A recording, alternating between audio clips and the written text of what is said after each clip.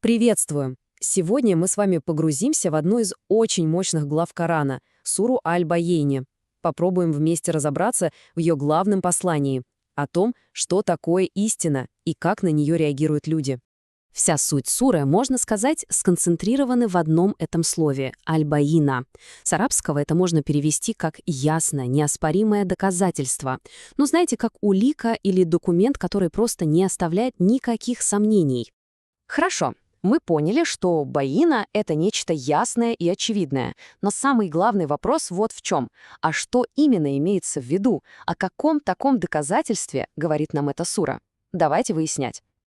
И вот что интересно, речь идет не о какой-то философской идее или сложной теории. Нет, доказательство было абсолютно реальным, осязаемым. Это был человек, пророк Мухаммед, и книга, которую он принес, священный Коран.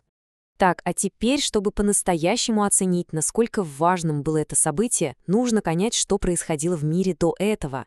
Давайте на минутку перенесемся в ту эпоху. Мир был, мягко говоря, в состоянии раскола. Разные группы, люди Писания, многобожники. Все они спорили, у всех были свои взгляды, и все они, по сути, чего-то ждали. Ждали какой-то истины, которая наконец-то внесет ясность. И вот в эту атмосферу ожидания и споров приходит то самое долгожданное доказательство. И приходит оно в самой чистой, самой неопровержимой форме, какую только можно себе представить. Это доказательство состояло как бы из трех частей. Во-первых, это был сам посланник от Бога.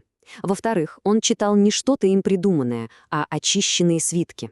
И в-третьих, внутри этих свитков содержались прямые и ценные писания, то есть вечные и справедливые законы. Просто вдумайтесь, Писание описывается как абсолютно чистое, неизмененное, нетронутое, доставленное самым почетным из ангелов прямо из первоисточника, хранимое скрижали. Это подчеркивает его божественную природу и надежность. Но, казалось бы, вот она, абсолютная ясность. Что должно произойти? Всеобщее единство, верно? Но происходит нечто парадоксальное.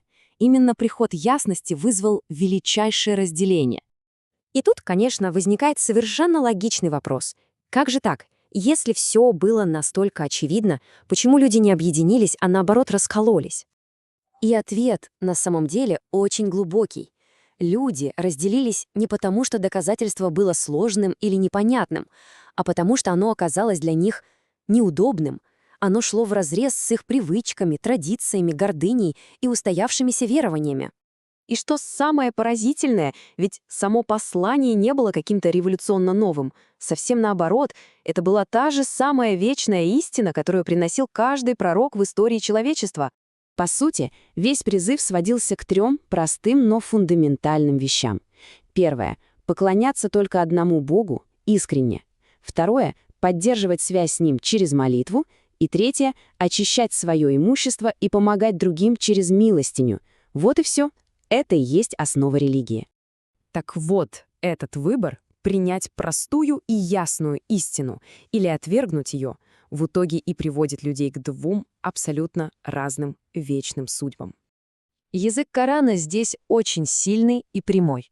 Те, кто увидел свет, понял истину, но сознательно отвернулся, названы Шарул-Бария, то есть худшие из всех созданий. И в противовес им те, кто не просто поверил на словах, а соединил свою веру с добрыми делами. Им дается высочайший статус — Хайрул-Бария, лучшие из созданий. И заметьте, их ценность определяется не богатством или властью, а именно верой и делами. Давайте посмотрим на это сравнение наглядно. Вот они, две группы. Разница между ними не в происхождении или статусе в этом мире, а в их отношении к ясному доказательству. Одни отвергли его, другие приняли и действовали в соответствии с ним. И, как следствие, их ждут совершенно разные награды и исходы. Так что же ждет лучших из созданий? Коран описывает награду, которая, по сути, находится за пределами нашего с вами воображения. Например, там говорится о реках, но это не просто реки. Представьте себе реки из воды, которая никогда не застаивается, реки из молока, которое никогда не киснет, реки из особого напитка, приносящего радость, и реки из чистейшего меда. Это символы вечного и совершенного наслаждения. И вот здесь есть просто гениальное пояснение от сподвижника Абдуллаха ибн Аббаса. Он сказал, что общего у райских наград с земными только название. Мы слышим знакомые слова «молоко», «мед», но их реальность, их суть и качество — это нечто совершенно другое. Но знаете, все эти прекрасные сады и реки — это еще не все. Величайшая, самая главная награда, которая превосходит все остальное, это достичь довольства Бога. И в ответ на это самому быть полностью довольным им. Это состояние абсолютной гармонии. И, конечно, это подводит нас к финальному и самому важному вопросу. А что нужно, чтобы достичь этой высшей награды? Каково условие? И сура дает очень точный ответ. Это награда для того, кто боится своего Господа. Но здесь имеется в виду не животный ужас, а особое состояние, которое на арабском называется хашья. Это трепет, благоговение, глубокое осознание величия Творца, которое заставляет человека стремиться к добру и избегать зла. Именно это чувство и является ключом ко всему.